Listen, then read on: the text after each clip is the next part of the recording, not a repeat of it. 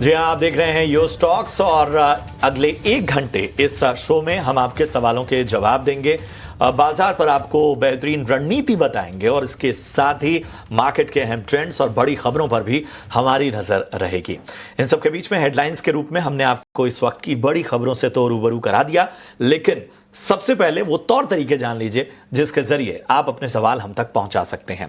तो करना कुछ नहीं है, आपको स्क्रीन के आधे हिस्से में जो आप एक नंबर फ्लैश होता हुआ देख रहे हैं, इस नंबर पर कॉल करके, व्हाट्सएप करके, मैसेज करके, जो भी तरीका आपको रास आता हो, आप अपने सवाल हम तक पहुंचाइए। याद रखिए, जब भी अपना सवाल पूछिए तो अपना और अपने शहर का नाम स्पष्ट लिखिए। किस भाव पे आपने वो शेयर लिया हुआ है, कितनी क्वांटिटी में लिया है ये बताइए, और इसके साथ ही अपना नजरिया जरूर मेंशन कीजिए, शॉर्ट टर्म का या लॉन्ग टर्म का। तो बड़ी आसानी होती है हमारे एक्सपर्ट को उस लिहाज से आपको रणनीति बताने में। यही नहीं, आप सोशल मीडिया पर भी यही तरीके अपना सकते हैं। फेसबुक, इंस्टाग्राम, एक्स, जहां पर भी आप एक्टिव हैं वहां पर भी आप कमेंट में पोस्ट कीजिए अपने सवाल। इसके अलावा YouTube के कमेंट बॉक्स में ये शो लाइव देखते वक्त भी आप अपने सवाल पूछ सकते हैं। हम बीच बीच में YouTube पर आपके पूछे गए सवालों के भी जवाब अपने एक्सपर्ट से लेते हैं। चलिए, तो ये थोड़ा तौर तरीका, और इन सब के बीच में आपको जरा बाजार का एक व्यू और बाजार का इस वक्त का जो मोमेंटम है वो क्या है वो बता देते हैं। तो बाजार जो है वो आज मुनाफा वसूली का शिकार होता हुआ आपने देखा था कि शुक्रवार को जो है वो किस तरह से बाजार 25,100 के पार जाने में कामयाब हुआ था, और अब 25,100 के नीचे कारोबार होता हुआ इस वक्त नजर आ रहा है। इसके अलावा बैंक निफ्टी में देखें तो यहां पर हल्की आउट परफॉर्मेंस हमें देखने को मिल रही है। हरे निशान में बैंक निफ्टी लगभग 108 अंकों की तेजी, 54,900 के पास इस वक्त बैंक निफ्टी कारोबार करता हुआ। अगर हम ब्रॉडर मार्केट की बात करें तो निफ्टी मिड कैप फ्लैट कारोबार होता हुआ, स्मॉल कैप में हरे निशान में तो कारोबार हो रहा है, लेकिन यहां पर मजबूती ज्यादा है, लगभग आधे % से ज्यादा मजबूत होता हुआ निफ्टी स्मॉल कैप। चलिए, निफ्टी गेनर्स की लिस्ट आपके सामने लेकर आते हैं। बजाज फाइनेंस आज निफ्टी का टॉप गेनर है। 1.5% तक की तेजी हमें बजाज फाइनेंस में देखने को मिल रही है। याद होगा आपको, शुक्रवार को भी बजाज ट्विंस में हमें तेजी देखने को मिली थी, और आज फिर सोमवार के दिन भी बजाज फाइनेंस में इस वक्त हमें तेजी देखने को मिल रही है। कोल इंडिया देखिए, लगभग यहां पर 1% तक की तेजी हमें देखने को मिल रही है। अडानी पोर्ट जो है यहां पर भी लगभग 1% तक की तेजी। एलएनटी को ऑर्डर मिला है, खासतौर पे जो हाई स्पीड ट्रेन है, बुलेट ट्रेन कॉरिडोर का, उसका इंपैक्ट देखने को मिल रहा है। 0.5% तक की तेजी यहां पर देखने को मिल रही है। लूजर्स की लिस्ट लाएं तो Asian paints, Infosys, doctor Reddy's, TCS 1 से 1.5% तक यहां पर टूटते हुए। श्रीराम फाइनेंस में भी 1% तक की गिरावट हमें देखने को मिल रही है। इस बीच हमारे साथ लक्ष्मीकांत शुक्ला जी जुड़ चुके हैं, यस सिक्योरिटीज के technical analyst. Thank you so much Laxmikant ji, अपना कीमती समय देने के लिए। तो बाजार पर नजरिया दीजिए, जो शुक्रवार की पूरी एक तरह से गेन था वो निफ्टी इस वक्त गंवाता हुआ। हालांकि बैंक निफ्टी में निफ्टी के मुकाबले हमें एक आउट परफॉर्मेंस देखने को मिल रही है। 100 अंकों से ज्यादा की तेजी हम यहां पर देख पा रहे हैं। मिड कैप, स्मॉल कैप में हमें आउट परफॉर्मेंस देखने को मिल रही है, और खबरों के दम पे भी बहुत सारे स्टॉक्स जो हैं वो एक्शन में नजर आ रहे हैं। एडवांस डिक्लाइन रेशियो भी अच्छा है, जो बताता है कि कहीं ना कहीं मार्केट में action stock specific, sector specific मौजूद है।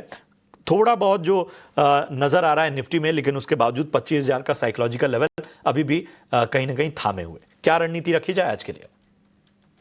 सुप्रभात प्रशांत जी, और शो में आमंत्रित करने के लिए आपका बहुत बहुत धन्यवाद। तो पिछले 8 दिनों से हमने एक अच्छी रैली देखी है निफ्टी में। अराउंड 700 पॉइंट के अपसाइड के मूव हमें देखने को मिले हैं लोअर लेवल से, जो कि हमें दिखाई दिए 24,400 के। तो वहां पर ही मार्केट ने एक double bottom kind of pattern बनाया था। अभी मार्केट अपने उस डबल बॉटम के नेक लाइन के पास ही कंसोलिडेट कर रहा है। तो जो अभी इमीडिएट हर्डल नजर आ रहा है निफ्टी में, वो आ रहा है 25,150 का, जहां पर पिछली डाउनवर्ड रैली के 61.8 फिबोनाची रिट्रेसमेंट भी है। और ये जो डबल बॉटम का फॉर्मेशन है उसका नेकलाइन भी 25,150 के आसपास हमें दिखाई दे रहा है। तो मुझे लगता है कि जिस हिसाब से मार्केट ने रैली लिया है, तो उस हिसाब से यहाँ पर अभी फिलहाल एक कंसोलिडेशन देखने को मिल सकता है हमें। और अगर हम निचले लेवल पे देखें तो 24,900 का एक स्ट्रॉन्ग सपोर्ट पे है। तो मुझे लगता है कि इसी सपोर्ट के साथ मार्केट अभी थोड़ा कंसोलिडेट करेगा।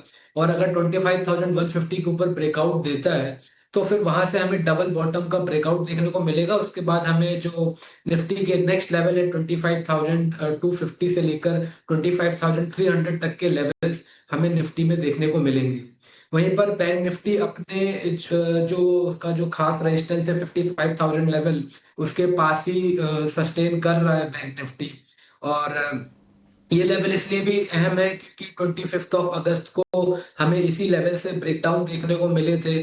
तो मुझे लगता है कि अगर 55,000 के लेवल्स बैंक निफ्टी क्रॉस करता है तो वहां से फिर हमें 600 टू 700 पॉइंट की अपसाइड रैली देखने को मिलेगी। तो जो नेक्स्ट हर्डल है बैंक निफ्टी में वो 55,600 700 के आसपास आता हुआ दिखाई दे रहा है।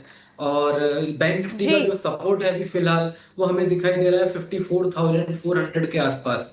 तो मुझे लगता है कि जब तक बैंक निफ्टी 54,400 के ऊपर ट्रेड करती है तब तक हम यहाँ पर ब्रेकआउट का एक्सपेक्टेशन रख सकते हैं। और बिल्कुल। बैंक निफ्टी में भी आने वाले समय में बढ़त देखने को मिलेगी हम्म। 55,600 से लेकर 55,700 जोन तक। और राइट लक्ष्मीकांत जी, तो बाजार पर आपने ये चाल और अपना व्यू रख दिया है, लेकिन चलिए अब दर्शकों से जुड़ना भी हमें शुरू करना होगा। और ऐसे में ऋषभ जैन साहब हमारे साथ फोन लाइन पर जुड़े हुए हैं। नमस्कार ऋषभ, हाय, गुड मॉर्निंग। कहाँ से बोल रहे हो आप? जी नमस्ते मैम जी, मैं प्रयागराज से बोल रहा हूँ। प्रयागराज से, ओके। मेरे पास मैम जी। जी एनएफएल के 1100 शेयर्स है, 124 के भाव से 124। ओके। हाँ, इसमें क्या करना चाहिए? और भी मेरे पास है, जैसे हुडको है और क्या नाम है, इरेडा है। अच्छा, आपने तो हमें एक ही की क्वेरी भेजी, एक एक करके लेते हैं। तो पहले नाशा फर्टिलाइजर में आपको कितना रुकना है? जितना वो रुक जाए, मतलब साल भर का नजरिया है आपका ना? चलिए ठीक है। लक्ष्मीकांत जी, क्या व्यू बनता है यहाँ पर? बढ़िया मोमेंटम देखिए चार्ट्स पर भी बना हुआ है और तमाम फंडामेंटल ट्रिगर्स का भी एक बहुत बड़ा सपोर्ट काउंटर को मिला है, लेकिन इनकी बाइंग प्राइस फिर भी 124 है। बताइएगा कितना आप इनको रुकने की सलाह देंगे? एफएनएम में हमें पिछले कई दिनों से एक साइडवेज रेंज देखने को मिल रहा था और आज के सत्र में हमें एक ब्रेक थ्रू देखने को मिला है। स्टॉक 2.5% अप है। सबसे अच्छी बात यह है कि वीकली और मंथली के चार्ट पर अभी भी स्टॉक अपने की मूविंग एवरेज के ऊपर ही सस्टेन कर रहा है। तो हमें लगता है कि अपसाइड के मूव इसमें बने रह सकते हैं।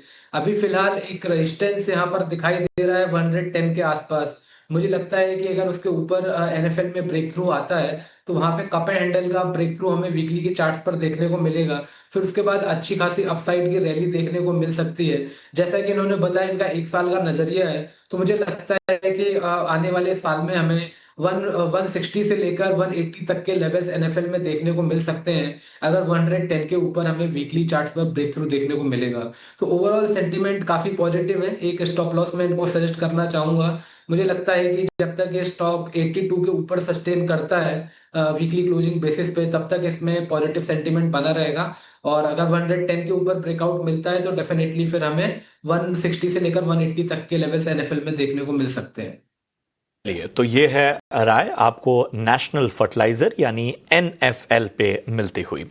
बढ़ते आगे, सोहेल मेनन हमारे साथ इस वक्त जुड़ चुके हैं। मेमन साहब, गुड मॉर्निंग। कहाँ से बात कर रहे हैं? गुड मॉर्निंग सर, मैं गिर सोमनाथ से बात कर रहा हूँ सर। अरे वाह वाह, जय सोमनाथ। हमें बताइए क्या मदद की जाए आपकी? सर मैंने ट्रेडिंग के लिए जियो फाइनेंस बाय किया था। जी जी। 319 के भाव से। ठीक है, क्या करें सर? 319 के भाव से इन्होंने लिया हुआ है। अभी भी नजरिया आपका शॉर्ट टर्म का ही है? शॉर्ट टर्म का ही है। ठीक है, ठीक है। समझ लो 15-20 दिन, महीना दिन चलेगा। ठीक है, 15 दिन 20 दिन महीना, इतना ही नजरिया, बहुत ही शॉर्ट टर्म का नजरिया लेकर चल रहे हैं। अगर हम जियो फाइनेंस को पिछले 5 ट्रेडिंग सेशन में देखें तो एक कंसोलिडेशन फेज में ही है लक्ष्मीकांत जी, और पिछले 1 महीने में भी हमने देखे हैं कि 330 के लेवल से भी लगातार गिरावट रही है।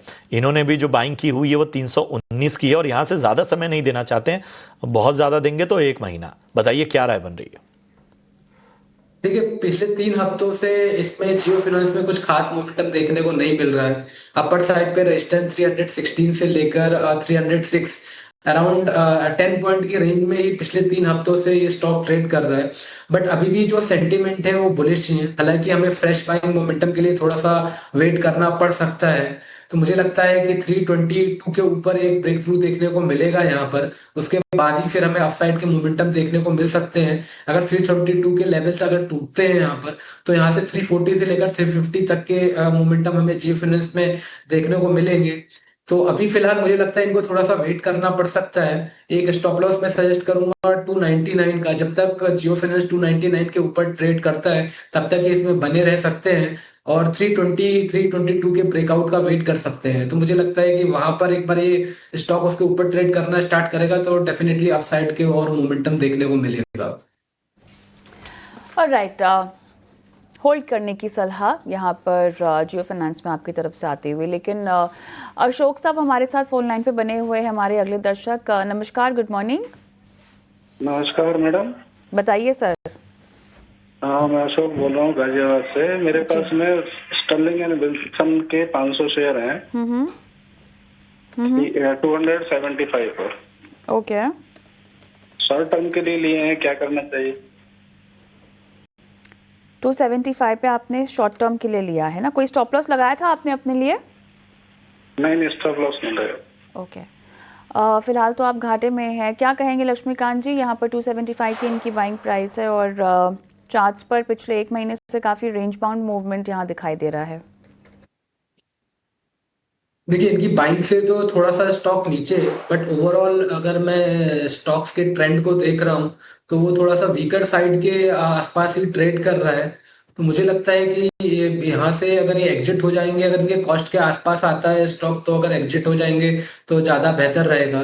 क्योंकि मुझे लगता है कि अगर 259 के नीचे अगर ये स्टॉक फिसलता है तो इसमें हमें फर्दर सेलिंग प्रेशर देखने को मिलेगा, और फिर उस दौरान फिर ये स्टॉक जो इसके निचले स्तर है 244 240 वहां तक फिसल सकता है। तो ओवरऑल जो सेंटीमेंट है मुझे चार्ट पर भी फिलहाल डाउनवर्ड साइड के दिखाई दे रहे हैं। अप साइड का मूव तभी आएगा जब ये स्टॉक 282 के ऊपर सस्टेन होगा। 282 के ऊपर अगर ब्रेक थ्रू मिलता है तो देन आफ्टर फिर हमें 300 320 तक के लेवल्स देखने को मिलेंगे।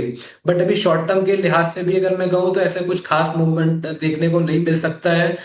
एक ये है कि 259 का ये स्टॉप लॉस लेकर होल्ड कर सकते हैं, और अगर 259 के लेवल्स को ये डिफेंड कर ले जाता है तो एक शॉर्ट टर्म पुल बैक हमें यहाँ से 280 तक लेवल तक देखने को मिल सकता है। चलिए, तो फिलहाल स्टर्लिंग एंड विल्सन में ये रणनीति आपको रेकमेंड की जा रही है। लक्ष्मीकांत जी, आपने हमें आज समय दिया, तमाम दर्शकों के सवालों के जवाब दिए। बहुत बहुत धन्यवाद आपका जुड़ने के लिए हमारे साथ।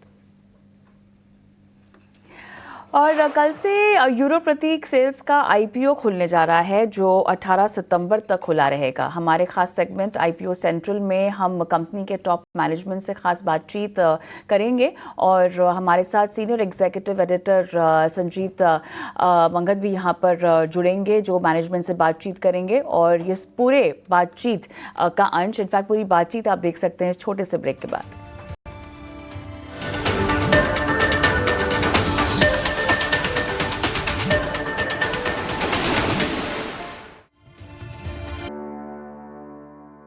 नमस्कार, आप देख रहे हैं ईटी नाउ स्वदेश और ये है आईपीओ सेंट्रल। इस बार हमारे साथ जो कंपनी जुड़ी हैं वो है यूरो प्रतीक सेल्स। ये कंपनी जो है वॉल लैमिनेट्स बेचती हैं देश भर में, और इनका जो आईपीओ है वो सितंबर 16 को खुल रहा है और 18 को बंद हो रहा है। 235 और 247 का प्राइस बैंड है, और ये जो है ऑफर फॉर सेल है 451.3 करोड़ का। इस कंपनी की लगभग वैल्यू जो है upper end of the price band पे 2500 करोड़ के आसपास है। और मेरे साथ आज जो जुड़े हैं वो है प्रतीक सिंघवी जो कि चेयरमैन एंड मैनेजिंग डायरेक्टर हैं, और जय सिंघवी जो कि ईडी एंड सीएफओ हैं। प्रतीक जी और जय जी, धन्यवाद आज ईटी नाउ स्वदेश से बात करने के लिए। आप पहला सवाल मेरा आपसे ये है कि आप ओएफएस लेकर आ रहे हैं 451 करोड़ का। अपनी कंपनी के बारे में बताइए कि आप कंपनी करती क्या है और ये कैसे ऑपरेट करती है। So firstly, thank you so much for having us here. हमारा जो प्रोडक्ट है we are into wall panel, जो वॉल्स पे लगता है। हमारे products real wood, marble, paints, जो भी चीज़ वॉल पे लगती है, वॉलपेपर भी हमारा जो प्रोडक्ट है वो उसका सब्स्टिट्यूट है। एंड जो हमारा बिजनेस मॉडल है it is asset light model. हमने अराउंड 36 कॉन्ट्रैक्ट मैन्युफैक्चरर्स अपॉइंट किए हैं all across the globe. And हम इंडिया के हिसाब से प्रोडक्ट की डिज़ाइन करते हैं, उसकी R&D करते हैं, डेवलपमेंट करते हैं, keeping the Indian taste in mind. And we have been launching new products regular intervals पे। हम इंडियन मार्केट के हिसाब से नए प्रोडक्ट्स बना के लॉन्च कर रहे हैं। So every year last 4 years हमने 113 कैटलॉग्स लॉन्च किए हैं। सो एक कैटलॉग में एवरेज 40 to 50 डिज़ाइंस होता है। सो ऑन एन एवरेज हम एवरी ईयर इंडिया के लिए 1000 से 1100 डिज़ाइंस हम इंडियन मार्केट के टेस्ट के हिसाब से उसको लॉन्च करते हैं। जी प्रतीक जी, ये भी बताइए कि जो आपने बोला कि कॉन्ट्रैक्ट मैन्युफैक्चरिंग करते हैं, तो आप ये कह रहे हैं कि हम इंडिया में नहीं कुछ मैन्युफैक्चर करते हैं, जो भी है हमारे सप्लायर्स देश के बाहर हैं, और हम उनको डिज़ाइंस देते हैं और वो बना के हमको बेचते हैं, जो हम अपने डिस्ट्रीब्यूटर्स के थ्रू हम देश भर में बेचते हैं। तो ये जो रिलेशनशिप जो आपका है कॉन्ट्रैक्ट मैन्युफैक्चरर्स का के साथ, वो कैसा है, और इसमें आप किस तरह का आपका आइडिया या बिजनेस रिलेशनशिप जो आप बनाते हैं उनके साथ, वो कैसे होता है? सो जो मेजर हमारे जो भी कॉन्ट्रैक्ट मैन्युफैक्चरर्स है, लॉन्ग स्टैंडिंग रिलेशनशिप है, वो लोग हमारे डायरेक्शन पे, हमारे गाइडेंस पे वो लोग काम करते हैं। हम प्रोडक्ट डिज़ाइन करते हैं और फिर जितने भी हमारे कॉन्ट्रैक्ट मैन्युफैक्चरर्स है वो काफ़ी सालों से, जो सबसे बड़े हैं वो 10-12 साल से हमारे साथ जुड़े हुए हैं। एंड हमारे प्रोडक्ट को हमारे ब्रांड से वो हमको बना के देते हैं। एंड उस तरीके से हम फिर पूरे इंडिया में उसको यूरोप्रतीक के नाम से ब्रांड से हम मार्केट करते हैं। और आपके जो डिस्ट्रीब्यूटर्स हैं वो कैसे हैं, उनके साथ आपका रिलेशनशिप क्या है? ये लॉन्ग टर्म एग्रीमेंट्स हैं आपके उनके साथ, या कैसे हैं? सो जो हमारे डिस्ट्रीब्यूटर्स है करंटली 113 सिटीज़ में अराउंड 180 डिस्ट्रीब्यूटर्स ऑलरेडी हमारे साथ ऑनबोर्डेड है, जो काफ़ी सालों से हमारे साथ काम कर रहे हैं। वो अंडरस्टैंड करते हैं ये वॉल पैनल का मार्केट कैसा है, इसमें इनोवेशन क्या चाहिए, फास्ट फैशन है, नए डिज़ाइंस आर्किटेक्ट, डिज़ाइनर्स, इन्फ्लुएंसर्स को चाहिए। सो वो हमारे साथ वेल इन लाइन है। मोस्ट ऑफ द डिस्ट्रीब्यूटर्स जो है वो 8, 10, 15 साल से हमारे साथ जुड़े हुए हैं, जो टॉप के कस्टमर्स है। So they understand the market, they understand us, and हम भी उनकी रिक्वायरमेंट और मार्केट की रिक्वायरमेंट समझते हुए हम प्रोडक्ट्स मार्केट में देते हैं। जय, आपका जो FY25 का रेवेन्यू था वो लगभग 284 करोड़ था।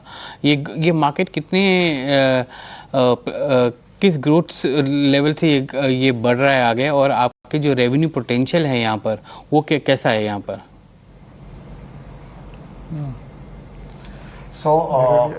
ये जो मार्केट है वो अराउंड 16 to 18% से ग्रो हो रहा है। ऑल्सो लॉट ऑफ जो अनऑर्गेनाइज्ड है वो ऑर्गेनाइज में शिफ्ट हो रहा है। सो पोटेंशियल ह्यूज है। एंड वॉल्स, हर घर में वॉल्स है, हर कमर्शियल में वॉल्स है। सो हमारा मार्केट साइज तो बढ़ ही रहा है। सो होपफुली जैसे प्रोडक्ट की अवेयरनेस बढ़ रही है, मार्केट रीच बढ़ रहा है, अंडरस्टैंडिंग बढ़ रही है, इनर्ट जो बेनिफिट्स है प्रोडक्ट के, most of the products are borer, termite, water resistant, 100%, 96% recyclable. So green product है, तो आने वाले टाइम में हमको लग रहा है इसका मार्केट काफ़ी एक्सपैंड होगा। जय, 35% का आपका एबिटा है यहाँ पर। ये इस बिजनेस में ये क्या नॉर्मलाइज एबिटा है, या यहाँ पर हम देख सकते हैं कि आप 35 से ऊपर भी जा सकते हैं मार्जिन्स के, जहाँ तक मार्जिन्स की बात है? नहीं, हमारा जनरली एबिटा यही रेंज में होगा, बिटवीन 35 to 40 के बीच में हम लोग का टारगेट रहता है। हमारी कंपनी में इंटरेस्ट नहीं है, डेप्रिसिएशन नहीं है।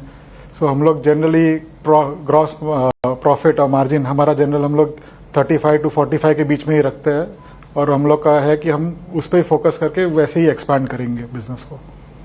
तो ये कैश फ्लोज के बारे में बताइए फिर, क्योंकि FY25 में कैश फ्लोज नेगेटिव रहे हैं आपके, तो क्या कारण था कि कैश फ्लोज नेगेटिव हैं? सो लास्ट ईयर जो FY25 में हमने हमारा कंपनी को सब कंसोलिडेशन किया था, बिकॉज ऑफ दैट हम लोग को जो आउटसाइडर लोन्स थे वो उनको रीपे करना पड़ा था। दैट्स द रीज़न हमारा ये last year cash flow negative दिख रहा है। अभी कितना कैश है आपके बुक्स में? अभी कैश अराउंड 25 करोड़ है।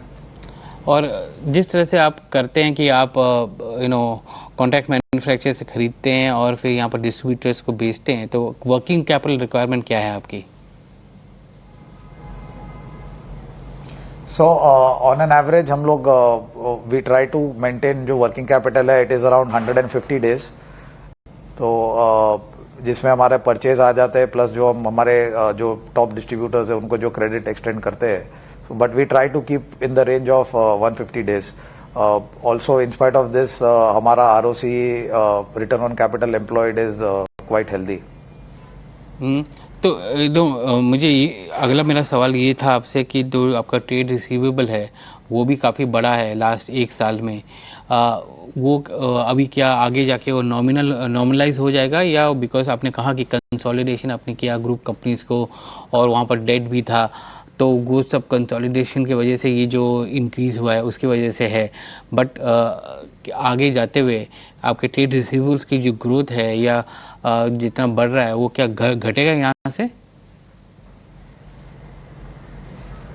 सो जैसे मैंने आपको समझाया, अराउंड 150 डेज का वर्किंग कैपिटल साइकिल हम रखना चाहते हैं, and company is comfortable with this scenario, because हमारे पास 3000 डिज़ाइंस है, तो सबका इन्वेंट्री हमको रखना ज़रूरी है, बिकॉज कहीं भी इंडिया से कोई भी डिज़ाइन का ऑर्डर कभी भी आ जाता है। So inventory that is the main asset वो जो कंपनी का है। एंड आई थिंक रिसीवेबल्स जब हमने कंसोलिडेशन किया तो सब कंसोलिडेट हुआ है। सो मेरे को लग रहा है इधर यही लेवल पे हम इसको मेंटेन करते हुए आगे बढ़ेंगे। आपने कहा कि 150 डेज का वर्किंग कैपिटल साइकिल आप रखना चाहते हैं, बट अगर हम देखें तो आपके कैश फ्लोज जो हैं वो 150 डेज के लिए नहीं है, तो आपको लगता है कि कैश फ्लोज इनफ बढ़ेंगे यहाँ से कि आप 150 डेज का वर्किंग कैपिटल साइकिल आप रख पाएंगे, या फिर आपको बोरोइंग करनी, शॉर्ट टर्म बोरोइंग्स करनी पड़ेंगे उसको मैच करने के लिए? सो जस्ट आपके रेफरेंस से हमने मतलब ज़ीरो इंस्टीट्यूशन डेट है, कंपनी इंटरनल एक्यूरल से ग्रो हुई है, इतने सालों से इंटरनल एक्यूरल से ग्रो हुई है, आगे भी होगी। As on today also company net positive है, एसेट लाइट मॉडल है। So we don't foresee having any institution और एनी डेट ज़्यादा कोई significant in the near future. आपका जो डिस्ट्रीब्यूशन प्लेटफॉर्म है या वेयर हाउसेस हैं वो कहाँ कहाँ हैं देश भर में, क्योंकि आपका एसेट लाइट मॉडल के थ्रू आप बाहर से लेते हैं और फिर इसको डिस्ट्रीब्यूट करते हैं, तो कहाँ कहाँ हैं वो? सो हमारा मेजर जो वेयर हाउस है वो बॉम्बे के पास भिवंडी में है, which is around 1,90,000 square feet. उसके अलावा हमारे छोटे वेयर हाउसेज है दिल्ली में, जोधपुर में, हैदराबाद में, बट जो और बैंगलोर में, बट मेजर जो चंक है वो हमारा भिवंडी में है, क्लोज टू बॉम्बे। भिवंडी में ही तो आपकी वेयर हाउस में आग लगी थी, जहाँ पर कुछ लॉसेस भी हुए थे, आपके RHP में लिखा हुआ है, तो उसका इम्पैक्ट क्या होगा आपके फर्स्ट क्वार्टर के नंबर्स पे? सो द फर्स्ट क्वार्टर में जो बिकॉज ऑफ द फायर हमको एक तो हमने जो GST क्रेडिट लिया था वो हमको गवर्नमेंट को रीपे करना पड़ा, that was around 6.5 crore, plus हमारा 5% डिडक्टेबल था इंश्योरेंस में, वो अराउंड 1.5 करोड़ होगा। एंड हमारा 2 महीना बिजनेस भी अफेक्टेड था मई जून में, उसके वजह से अराउंड 7 to 8 करोड़ का इम्पैक्ट आएगा, बट स्टिल हमने फर्स्ट क्वार्टर भी प्रॉफिट दिखाया और हम ये ईयर का हमारा टारगेट है कि वी विल बी अचीविंग जो लास्ट ईयर से हायर करेंगे। मेरा आखिरी सवाल जो आपसे ये है कि ये बिज़नेस कितना कॉम्पिटिटिव है? आपने बोला कि यहाँ पर अनऑर्गेनाइज प्लेयर्स भी काफ़ी हैं और आपका जो शेयर है वो लगभग 16% के आसपास आपने बोला, तो ये कितना कॉम्पिटिटिव बिज़नेस है और यहाँ पर एंट्री बैरियर्स कैसी हैं यहाँ पर? सो बिजनेस में कंपटीशन तो है, बट जो हमारा आगे रहना, generally we are ahead of the curve, उसका मेन रीज़न है हमारा डेवलपमेंट R&D जो हम कर रहे हैं। सो कंपटीशन बढ़ने के बाद भी कंपनी ने लास्ट 6-7 साल में ट्रिमेंडस ग्रोथ की है। इनफैक्ट हमारे मार्जिन आप देखिए, इट हैज़ गॉन अप, मतलब 30% से 40, 42, 44% तक हम लोग जीपी को लेकर गए, बिकॉज मार्केट बेस बढ़ रहा है, प्रोडक्ट का डिमांड बढ़ रहा है। सो रीजनल, ऑर्गेनाइज, अनऑर्गेनाइज्ड, फ्रैगमेंटेड वो तो है, but being one of the leader in this segment, हमको लग रहा है कि पोटेंशियल इस सेगमेंट का बहुत अच्छा है आने वाले टाइम में, और धीरे धीरे अनऑर्गेनाइज्ड भी ऑर्गेनाइज्ड की तरफ बढ़ेगा, ये हमारा बिलीफ है। प्रतीक जी और जय जी, धन्यवाद आज हमसे बात करने के लिए, और आप ईटी नाउ स्वदेश में आए। आपका आईपीओ जो है सितंबर 16 को खुल रहा है और 18 को बंद हो रहा है। 235 और 247 का प्राइस बैंड है, और आपकी कंपनी की वैल्यू जो है वो 2500 करोड़ की है। ये ओएफएस है, तो ये पैसा जो है कंपनी को नहीं जाता, प्रमोटर्स को जाता है, या सेलिंग शेयर होल्डर्स को जाता है ये पैसा। तो ये टोटल ओएफएस इशू है ऑफ 451.3 करोड़ का। सो ये आईपीओ मैंने जैसे आपको बताया लगभग 18% इक्विटी है जो आईपीओ के थ्रू आ रही है, और इन कंपनी की वैल्यू जो है लगभग 2500 करोड़ की है upper end of the price band में। धन्यवाद आज हमसे बात करने के लिए और ईटी नाउ स्वदेश में आने के लिए। Thank you.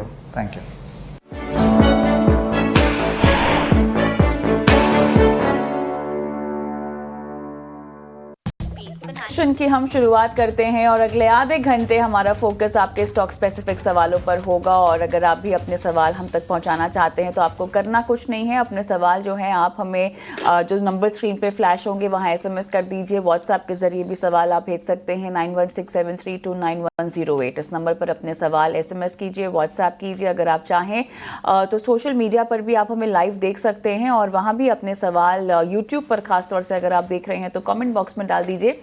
स्टॉक का नाम, किस भाव पर खरीदा है, कब तक आप उसमें रुकना चाहते हैं, कुछ इस तरह की डिटेल्स दे दीजिएगा ताकि हमारे जो एक्सपर्ट हैं उनके लिए आसान हो आपको रणनीति आपकी अवधि के लिहाज से सुझाना। आज सवालों के जवाब देने के लिए हमारे साथ एंजल वन से राजेश भोसले जुड़ेंगे, लेकिन उससे पहले एक उनके पास हम जाएं उससे पहले बाजार का एक चेक जहां पर दायरे में घूमता हुआ दिखाई दे रहा है। मेजर इंडेक्सेस हम देख रहे हैं लाल निशान में ही कारोबार कर रहे हैं। काफ़ी सुस्त एक माहौल बना हुआ है जहां पर काफ़ी फ्लैट लेकिन लाल निशान में निफ्टी, सेंसेक्स और बैंक निफ्टी। हालांकि आप देखिए लगभग फिलहाल 111 अंक ऊपर है, 1.4% की तेज़ी के साथ 54,924 के लेवल्स हमें दिखा रहा है।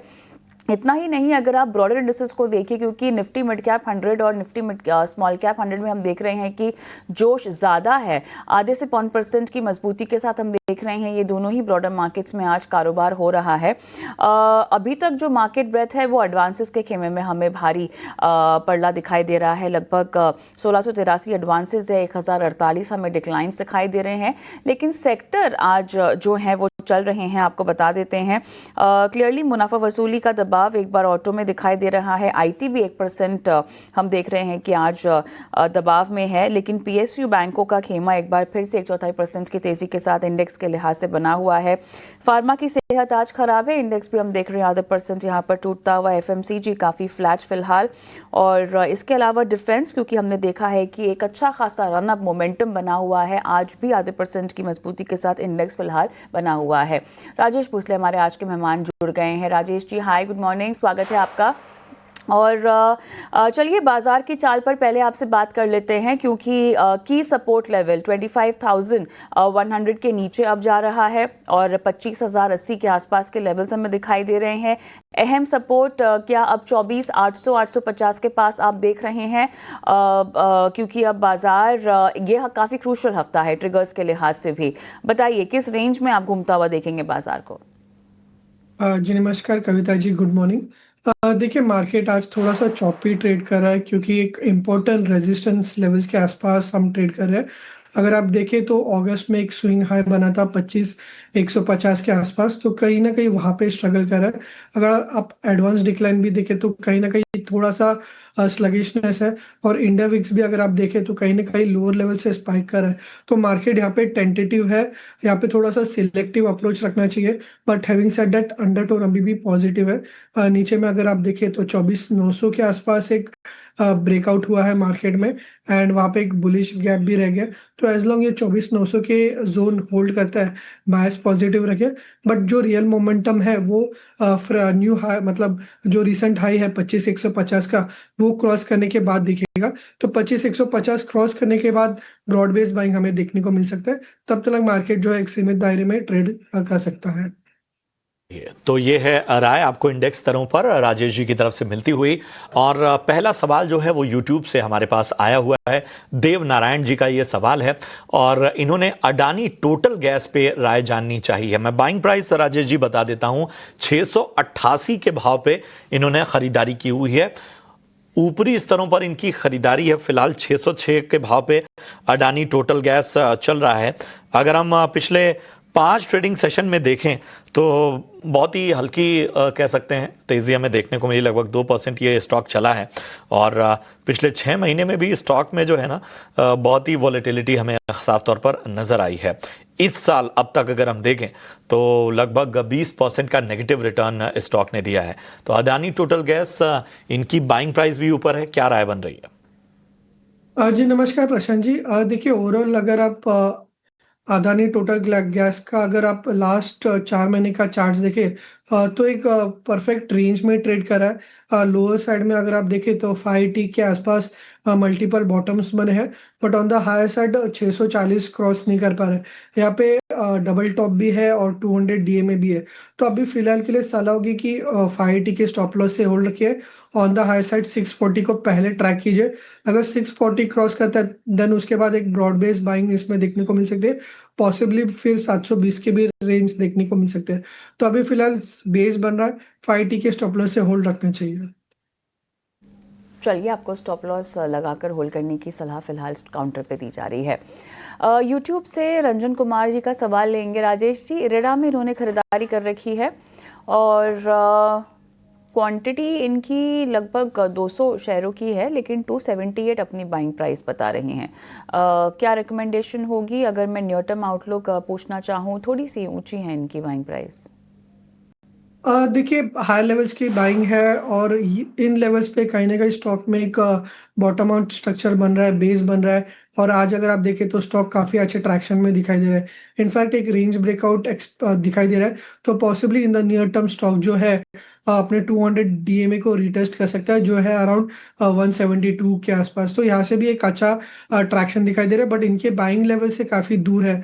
तो अभी फिलहाल के लिए बने रहना चाहिए। 172 का पहला लक्ष्य होगा एंड अगर उसे भी क्रॉस करते हैं तो पॉसिबली स्टॉक जो है 200 लेवल्स भी रिटेस्ट कर सकता है। तो शॉर्ट टर्म के नज़रिए से तो बायस पॉजिटिव है, तो फिलहाल के लिए होल्ड रखना चाहिए।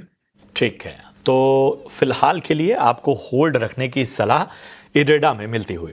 रेहान हमारे साथ इस वक्त फोन लाइन पर बने हुए। रेहान, गुड मॉर्निंग, कहाँ से बात कर रहे हैं? जी गुड मॉर्निंग सर, मैं कोटा राजस्थान से बात कर रहा हूँ। क्या बात है, एजुकेशन हब कोटा राजस्थान। हमें बताइए क्या मदद की जाए आपकी, कौन सा शेयर आपने लिया हुआ? सर मैंने ओला इलेक्ट्रिक के 59.93 के भाव पे 199 शेयर परचेस किए हैं। ठीक है, तो अभी तो फिलहाल मैं लॉस में हूँ। हाँ हाँ हाँ, तो आप बताइए क्या शॉर्ट टर्म में प्रॉफिट मिल पाएगा मेरे को? शॉर्ट टर्म में कितना, 2-3 महीना देंगे? जी सर, 2-3 महीना, 6 महीना। ठीक है ठीक है ठीक है। ओला इलेक्ट्रिक का राजेश, पिछले दिनों एक मोमेंटम आया ओला इलेक्ट्रिक में, लगातार जिस तरह से ऊपरी स्तरों से पिट रहा था ये शेयर, उसके बाद एक अलग तरह का उछाल देखने को मिला और मुझे लगता है कि इन्होंने उसी उछाल में कहीं एक खरीदारी कर ली है। हालांकि नुकसान ज़्यादा नहीं है, लेकिन नज़रिया शॉर्ट टर्म का लेकर चल रहे हैं। ओला इलेक्ट्रिक में लग रहा है कि आने वाले दिनों में जो है वो जिन स्तरों तक ये स्टॉक गया था, अगर हम 2 से 3 महीने 6 महीने का नजरिया लेकर चलें तो लगता है आपको 70-80 तक का भाव आ सकता है। जी प्रशांत जी, जैसे आपने कहा कि डेफिनेटली यहाँ पे अगस्त मंथ में काफ़ी शानदार रैली हुई थी, जहाँ से 40 के लेवल से 70 का एक ट्रैक्शन दिखाई दिया था। ये जो मूव है काफ़ी स्ट्रॉन्ग वॉल्यूम्स के साथ हुआ था एंड लास्ट 2 हफ्ते से जो करेक्शन आ रहा है तो वो काफ़ी लो वॉल्यूम्स के साथ है। तो अभी भी हम एक्सपेक्ट करें ये जो है फॉल जो है वो एक करेक्शन जैसा है। बने रह सकते हैं। 54 का स्टॉप लॉस रहेगा एंड स्टॉक वापस जब 60 लेवल्स क्रॉस करता है तब वापस इसमें मोमेंटम आएगा तो 70 के लेवल्स रिटेस्ट कर सकता है। तो फिलहाल के लिए 54 के स्टॉप लॉस से होल्ड करने की सलाह रहेगी। चलिए, ओला इलेक्ट्रिक में आप होल्ड करने की सलाह दे रहे हैं। मोहित साहब हमारे साथ फोन लाइन पर जुड़े हुए हैं। नमस्कार, हाय, गुड मॉर्निंग। मोहित, आपको मेरी आवाज़ आ रही है? मोहित, चलिए शायद मेरे, हाँ मोहित, आपकी आवाज़ हमें आ रही है। आपका सवाल आप लाइव पूछ सकते हैं चैनल पर। जी मैम, मेरे पास आरसीएफ के शेयर्स हैं मैम। ओके, जी 154 155 पे। ओके, हाँ जी, ठीक है, ठीक है, 155 पे। मुझे बताएंगे मोहित, आपका नज़रिया कितना लंबा या कितना छोटा है इसमें? मैम 6 मंथ के अप्रॉक्स मैंने उसको लिया है। 6 मंथ्स ना, ठीक है, बताते हैं क्या करना चाहिए। Interesting buying price Rajesh ji. फिलहाल 110 का प्रॉफिट भी हो रहा है, लेकिन प्रॉफिट और कमाया जाए, कितना रुकने की सलाह देंगे? स्टॉप लॉस बताइएगा ज़रूर राजेश जी। जी कविता जी, थोड़ा सा लंबा होल्ड करने की सलाह दूंगा। स्टॉक जो है एक कंसोलिडेशन मोड में है। अगर आप देखें तो जून से स्टॉक में कोई मेजर ट्रैक्शन दिखाई नहीं दे रहा है, बट ओवरऑल पैटर्न जो है कप एंड अंडर फॉर्मेशन जैसा बन रहा है। एंड ये ब्रेकआउट जब कंफर्म होता है तो पॉसिबली यहाँ से 180 190 के लेवल्स भी ओपन अप हो सकते हैं। बट अभी फिलहाल कंसोलिडेशन मोड में है। ये ब्रेकआउट कब आएगा बताना डिफिकल्ट होगा। मे बी 6 मंथ्स ऐसे ही कंसोलिडेट कर सकता है। तो फिलहाल के लिए होल्ड रखिए। नीचे में अगर आप देखें तो 145 के आसपास मल्टीपल बॉटम बन रहा है। एंड जैसे ये स्टॉक 160 के ऊपर सस्टेन करता है तो जैसे मैंने कहा कि 185 190 के टारगेट एक्सपेक्ट कर सकते हैं। तो 145 के स्टॉप लॉस से थोड़ा सा लंबा होल्ड रखने की सलाह होगी। ठीक है, तो ये है राय आपको आरसीएफ पर मिलती हुई। राजेश जुनेजा साहब हमारे साथ बने हुए हैं। राजेश जी, गुड मॉर्निंग, कहां से बात कर रहे हैं? अच्छा, यूट्यूब से इनका सवाल हमारे पास आया है और इनका सवाल जेएसडब्ल्यू इंफ्रा पे है। 100 शेयर इनके पास है और 305 के भाव पे इन्होंने खरीदारी की हुई है। फिलहाल प्रॉफिट में है। इंटरेस्टिंग लेवल पे इनकी बाइंग है। जेएसडब्ल्यू इंफ्रा आज लगभग 0.5% मजबूत। पिछले 5 ट्रेडिंग सेशन में हमने देखा है 2.5% तक की तेजी देखने को मिली है इस बाजार में और पिछले 6 महीने में 20% से ज़्यादा चला है। बताइए राजेश, क्या राय बन रही है जेएसडब्ल्यू इंफ्रा पे? इनकी बाइंग लेवल भी अच्छी है 305 की। होल्ड रख सकते हैं। 200 डीएमए पे बेस बन रहा है एंड यहाँ से एक अच्छा मूव एक्सपेक्टेड है। पॉसिबली 330 340 जोन जो है एक्सपेक्टेड है इन the near term and possibly 330 भी 335 के ऊपर भी अगर स्टॉक सस्टेन करता है तो 350 के जो अपसाइड है वो ओपन अप हो सकता है। तो डेफिनेटली होल्ड रखना चाहिए। अगर कोई ट्रेलिंग स्टॉप लॉस रखना है तो वो होगा अराउंड 308 के आसपास, जहाँ पे 89 EM है। अगर वो ब्रेक करता है तो शॉर्ट टर्म में एक वीकनेस आ सकता है। ठीक है, तो ये सलाह आपको मिलती हुई। फिलहाल होल्ड करने की आपको रणनीति यहां पर रखनी होगी। लेवल्स का आपको विशेष रूप से ध्यान रखना होगा। चलिए यहां रुकेंगे एक छोटे से ब्रेक के लिए। आपके और भी सवाल हैं, आप अपने सवाल हमें भेजते रहिए। हम उन सवालों के जवाब इस छोटे से ब्रेक के बाद देंगे।